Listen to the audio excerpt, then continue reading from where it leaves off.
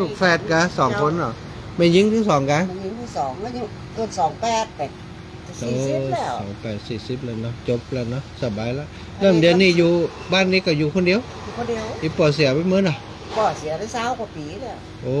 สั่งซ่อมรถเป็นมะเร็งตับโอ้นั่นแล้วก็ลูกจะเอาไปอยู่ด้วยแล้วล่ะวันที่24กลับเรามาพ่อแม่24ที่จะถึงนี่เจ้าแล้วก็บ้านนี้เหรอละไว้เลยก็ว่าละไว้น้ากับมีที่บ้าน2ที่ลูกเอาไปอยู่ด้วยอ๋อแต่70ไปแล้วไปมันผ่านน่ะเนาะอันวัดเนี่ยก็บ้านเจริญเมืองเจริญเมืองวันนั้นเขาก็เดินจากเจริญเมืองไปไหมสามารถเนาะเจริญเมืองอันทำหา2 แก้วมา2 เตื้อว่าบ้านแม่เนาะแกเป็นนานมาใส่ปัจจัยพูดไปที่ตุลุงด้อยแถมกำนี่มาหานี่ป้านี่วันที่24จะไปอยู่กับลูกแล้วดีหยุดได้ลูกกันบอกว่าอยู่พื้นที่ไหนเนาะเมืองพานกะเชียงรายบ้านในเมืองนั่นแหละสังขารเชียงรายนี่ฟังได้อยู่ที่ไปพาดไม่เจ้าฟังได้อยู่ฟังเชียงรายได้อยู่มีเงินอยู่แล้วเนาะนั่นแบบไปเมืองพานกับอยู่ในวังเสาร์อาทิตย์มาพุ่งกระโดดเครื่องบินเดี๋ยวอดเอานาเปิ่นกะนี่ขยับตำแหน่งเจ้าไม่ให้นี่นะไม่ได้ขาย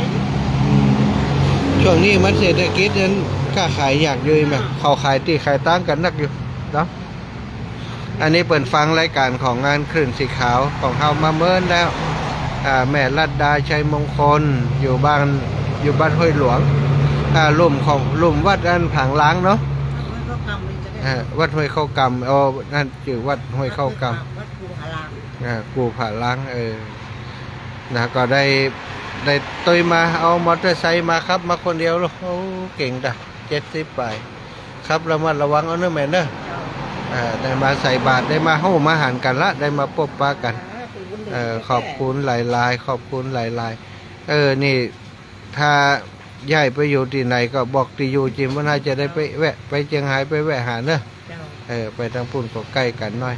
ไปเชียงรายก็ใกล้แหมน้อยเพราะว่ามาตั้งแม่สวยยังไงเนาะขอบคุณอีแม่จะขอบคุณอีแม่เนอะติดตามรับฟังธรรมะก็ได้ประโยชน์มาปฏิบัติเนาะอันนี้ถ่ายไลฟ์สดเฮสถาทั้งงานลำปางทั้งเชียงใหม่ผลพอดเลยคนเมืองน่านนี่อยู่อำเภอเวียงสาไปตังนาน้อยเนาะจ้าอำเภอสาโอ้ลืมเมืองสาไปหมดแล้วนะเมืองสานี่เปิดนั้นแข่งเรือออกภาษาขอบคุณนี่แม่อายุบ้านขวัญยืนนะแม่เด้อบุญรักษา